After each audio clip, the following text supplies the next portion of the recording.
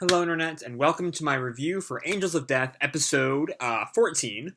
When we last left off, Zack learned the really underwhelming truth about Rachel, that she had killed her parents and then stitched them together in some weird way, which is horrific in real life, but in Angels of Death is just kind of one of the more minor backstories we've had, actually. So I feel like the whole thing was very overblown, just because, Zack had done worse than Rachel.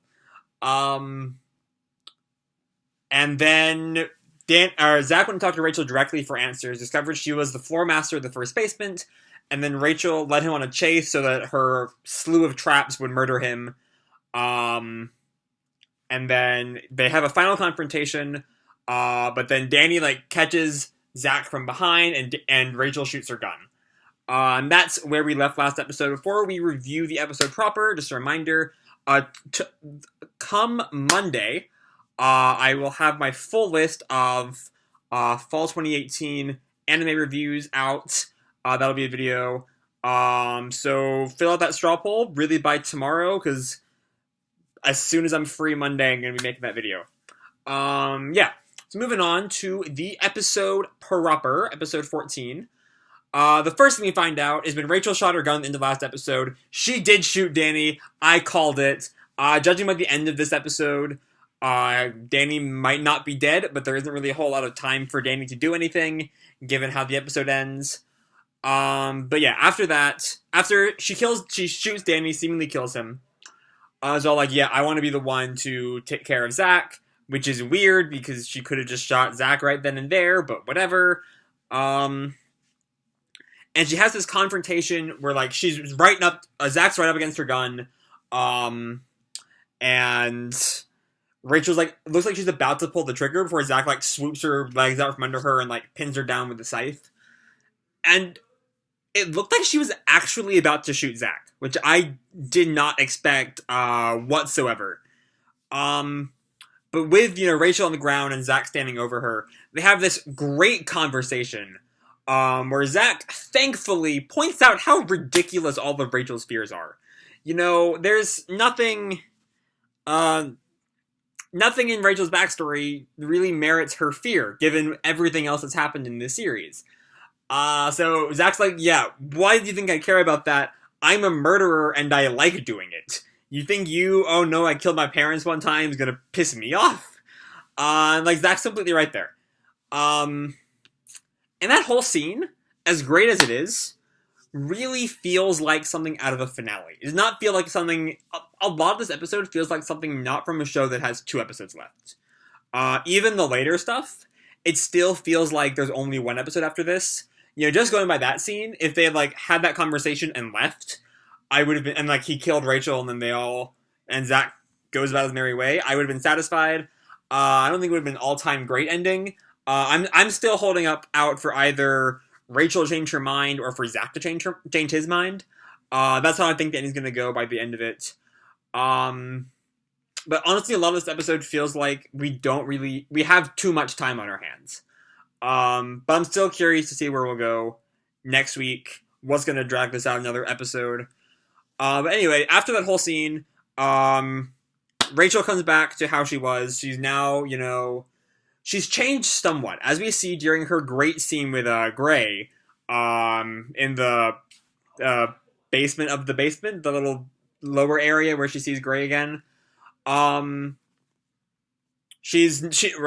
I lost train of thought right there. She formerly saw Zack as a god, and she no longer sees Zack as god. He's just a friend who wants to kill her. But I love how quick their rapport comes back when Zack destroys the door. And she's yeah, the door's unlocked, just push it open. And Zack takes his scythe and fucking slams it in half. I love that. It's Zack and Rachel at their best. And I loved it. But after they go in that room, they realize that there is no exits on the first floor. Rachel remembers that whenever visitors would come to see her, not sacrifices or anything, which I guess she had. That seemed kind of like a new development. They would always come up from the second basement, and so the exit must be there. So they head down, but the elevator doesn't work, so they have to head to another room. And this feels like the show at its more game-like moments. You know, it's scenes like this where you can really tell this was a video game at one point. Stuff like this, stuff like most of Kathy's trials back in the prison floor.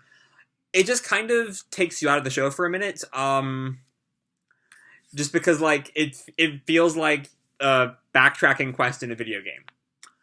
And also it feels any mention of going back down, it just feels like the Get the Medicine arc from the last floor, and I'm not really in any mood to repeat that, but thankfully it's not that, and we very quickly find the exit.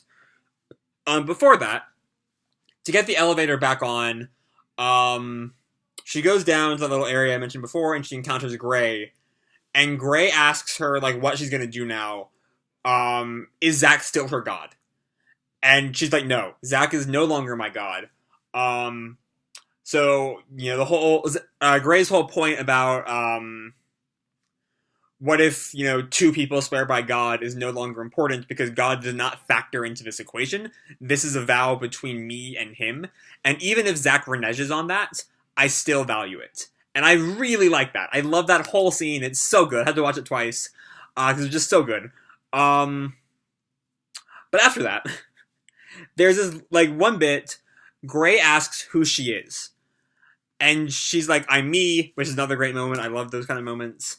But then he asks her, it's like, what if you turn out not to be Rachel Gardner? Or are you really Rachel Gardner? Or something like that. And I'm like, I swear to God, if she wasn't Rachel Gardner this whole time, if there was another Rachel Gardner out there somewhere, that's gonna be stupid. But I don't think it's gonna happen. That's just really stupid. But anyway, Gray tells her that in order to exit, go to the stained glass at the cathedral, and you'll find the exit there. Before they do that, Rachel realizes her gun is missing. And so when she first saw Gray, she realized her gun was missing. So she tells Zack, let's go back and get the gun, then we'll head back down.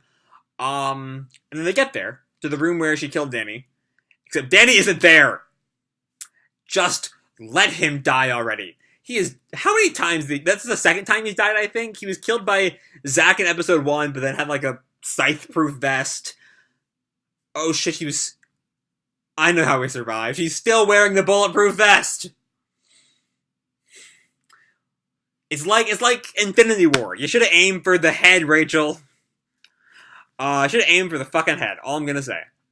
But also, the gun has been disassembled, and it's now pretty much useless. And so they leave it there and head back down. Zack fully expects Danny to pop up at any moment, and I love it. You know, he like, when Rachel realizes that the elevator had gone back down to the second basement, as soon as the elevator opens, he like shoves Rachel to the side and like tries to defend her with the scythe.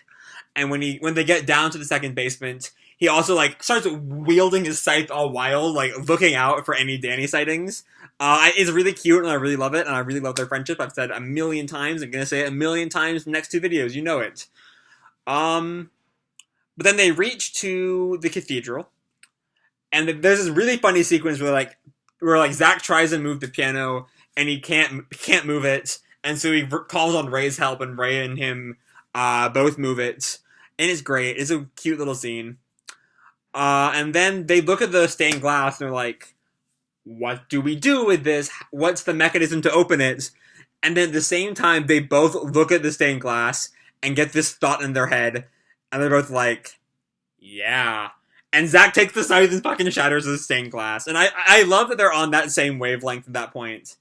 They shatter the glass, and this giant staircase to the top is revealed. Rachel remembers going down a long staircase blindfolded when she first came to the building.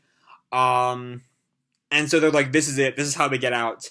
And it looks like this is the end until right as they near the top, they hear an alarm system about the building self-destructing, and we cut to Gray smiling. End of episode. So I'm not gonna lie, I was fully expecting the end of the episode to be Danny waiting for them at the top of the staircase. That was my prediction. I did not predict this like Metroid-style blow up the planet ending. Though it really does feel something like straight out of the game, you know, straight out of Metroid. Very much straight out of Metroid is literally how Metroid ends. Spoiler alert if you never played the original Metroid, that's how it ends. Also Metroid 3 ends, and I think how Metroid 2 ends. And how several of the Prime games, a lot of Metroids end with the planet blowing up. It's a recurring theme in that series. But yeah, so this episode, it definitely felt much more like a penultimate episode than one with 2 episodes left. Like, I could definitely see, the first half of next episode dealing with... I still think Danny's waiting at the top of the stairs, and then dealing with the building blowing up, and then the second half being, the final confrontation between Zack and Rachel, and then however Zack gets on with his life at the end of this. I definitely, if I did not know we had 2 episodes left, that would be my first thought as to how next episode would go, and the next episode would be the end. But given that that's not how it's going to go, and there are still 2 episodes left, I have no idea how this is going to end up. I'm sure people who play the game knows how it ends, but, it doesn't seem like there's enough story for 2 more episodes. But the story we got here was really good. I love the Rachel and Zack scene, the Rachel and Gray scene, the cathedral scene. It was all really good shit, and I hope that Angels of Death can carry on this momentum into the last 2 episodes. We'll have to wait and see next week. This video is actually relatively on time, so we still got a good 6 days till then. But yeah, I enjoyed this episode. Hope y'all did too, and enjoyed the video. If you did, feel free to drop me a like, subscribe, fill out that straw poll down below, or do whatever the fuck you want. I don't really care. And as always, people, keep kicking ass, and I'll see you in the future. Bye!